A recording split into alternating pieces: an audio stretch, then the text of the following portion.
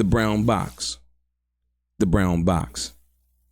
Keffe D was furious about what was in the brown box that the DA introduced to the judge and told him that they needed to sift through it before they introduced any of it for evidence.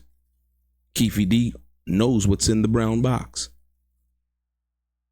He was furious, but the only person that he can be furious with is himself, because what's in that brown box could potentially land Keffe D in prison for the rest of his life.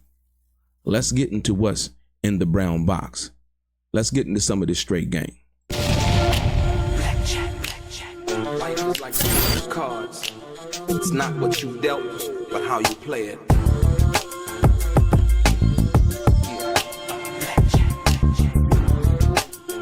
Play each situation correctly. I remember they used to laugh at a brother.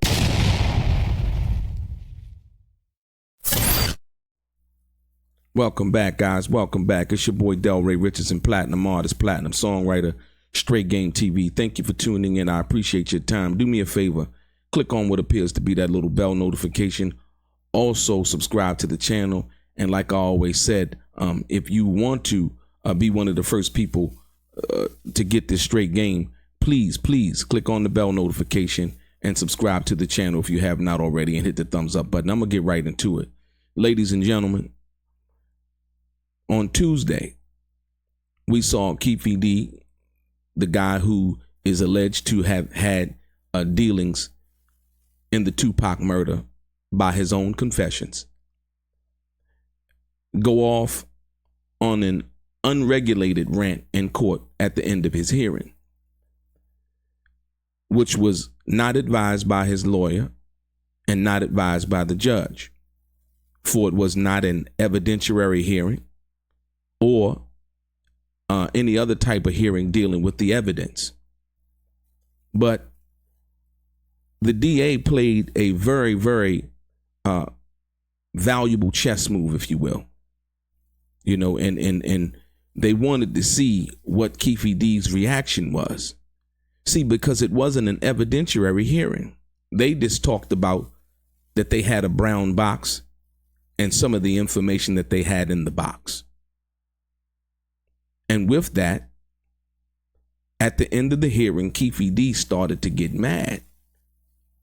And in basically unadvised outbursts, he started to talk about what was in the brown box, and it shouldn't be and couldn't be used, and that Greg Kading had the brown box in his attic for 15 years, as well as what he thought and why he thought it shouldn't be used based on Greg Kading's reputation. But if you paid close attention, it was a strategic move by the DA. They wanted to see how Keffe D would react. And they got what they wanted. And I'm going to tell you right now what was in the brown box that could potentially land Keffe D in prison for the rest of his life. And Keffe D had a right to be mad. But the only person that he really truly had a right to be mad with is himself. Because you see,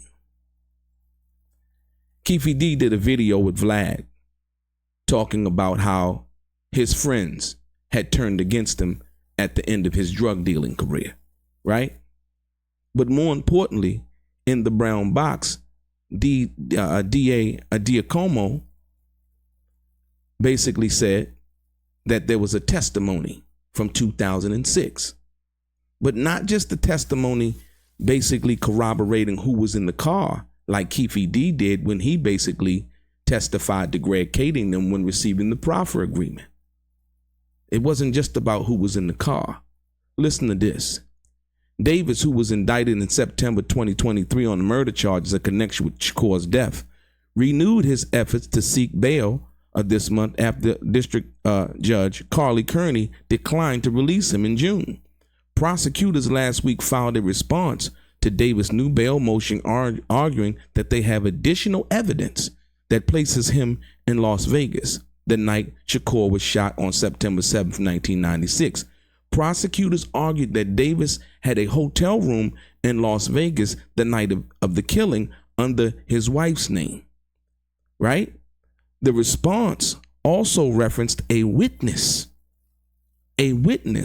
Corey Edwards, who gave a statement to the California police in 2006 claiming that he saw Davis in Las Vegas that night after Mike Tyson versus Bruce Seldon heavyweight fight at the MGM Grand.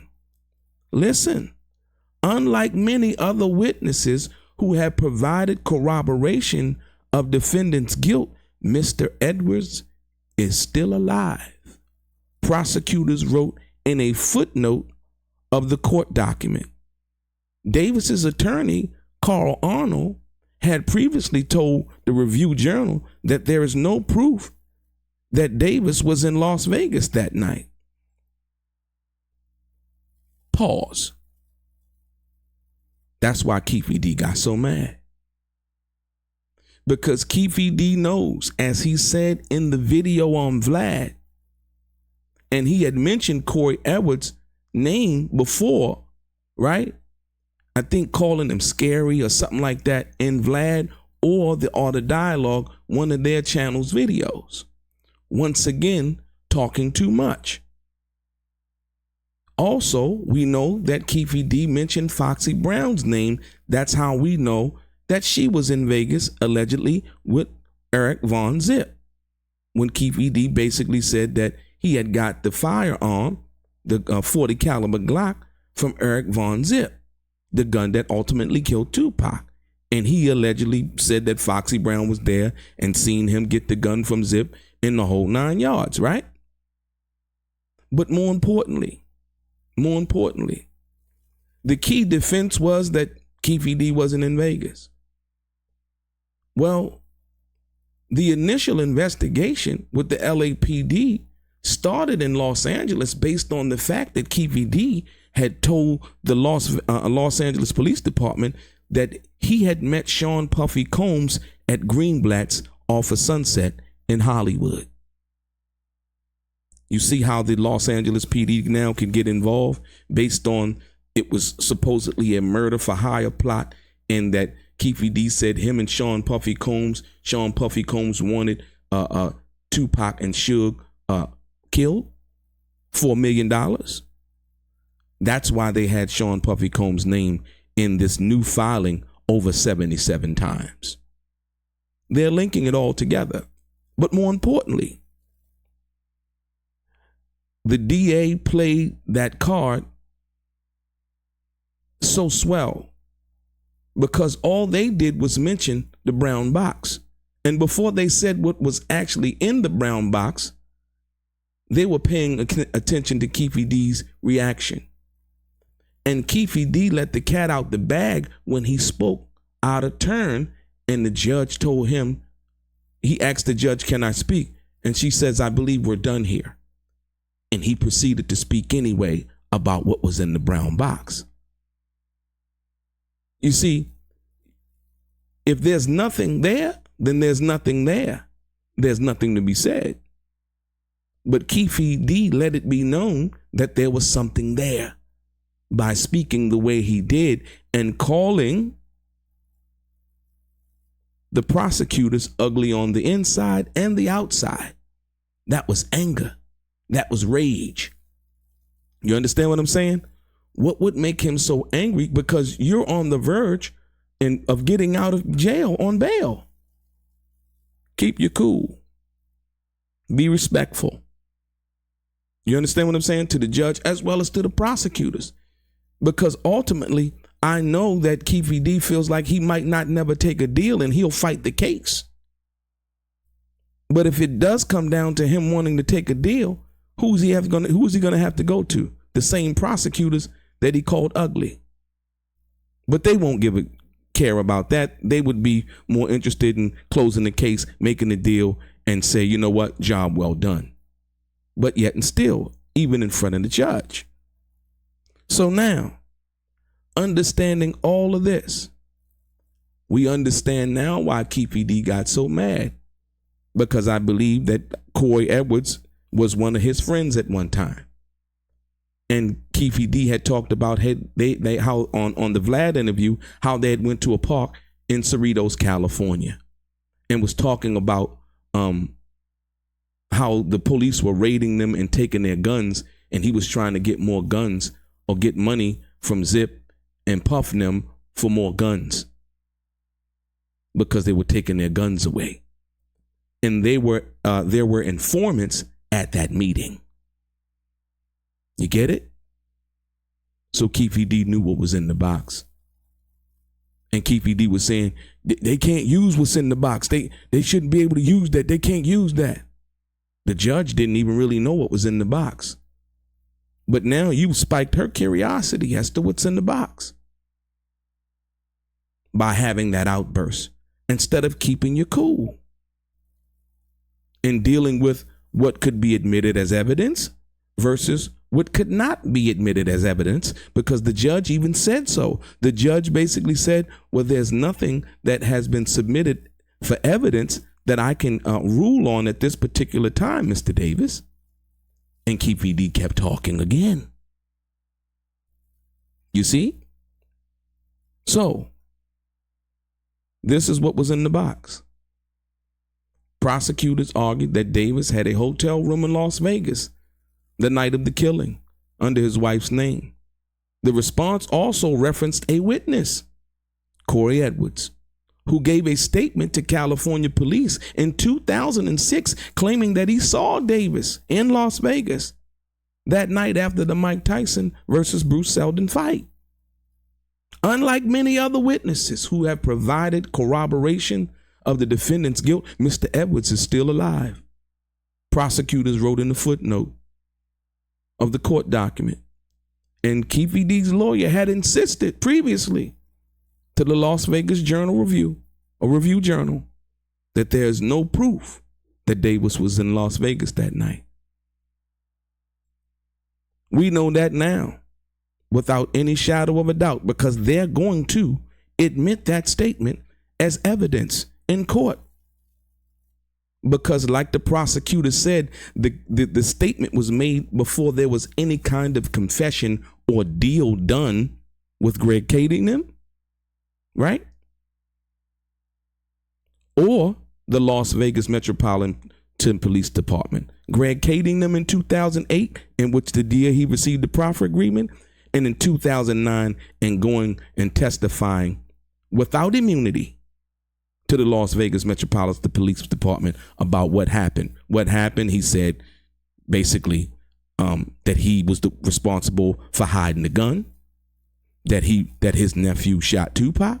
These are all the things that Keffe D told the Las Vegas Metropolitan Police Department that's admissible in court, right? That he was the one that hid the gun, that his nephew shot 2Pac. What happened afterwards? Actually, Keffe D even testified in that interview that he had a room, or he stayed at the Monte Carlo. So he testified it. So he can't say anything about anybody else because he already testified to the fact that he had stayed at the Monte Carlo. But this is what was in the box. The fact that Corey Edwards saw Keffe D in Las Vegas that night. And he had mentioned that in 2006 before Keffe D made any kind of deal with Greg Kading, any kind of testimony or proffer deal with Greg Kading, or any kind of interview with the Las Vegas Metropolitan Police Department in 2009. I don't think Johnny Cochran could have got out this one. I don't know what Johnny Cochran could do no, seriously. Yeah. I don't know what he could do about this one. This is a tough case to follow because, like I said, the number one thing a lawyer advises their client to do is to be quiet and don't say anything and invoke your Fifth Amendment right to remain silent. And even in court on Tuesday, Keffe D didn't do that. He basically let the cat out the bag that there was something in the brown box that I don't want y'all to see, that y'all shouldn't know about, that y'all shouldn't hear. And what that was the fact that Corey Edwards had, in 2006, told the Los Angeles police that he saw Keffe D in Las Vegas on the night of the Tyson and Bruce Seldon fight, and the night that 2Pac Shakur was shot and ultimately killed. Your boy DELRAY, straight gang.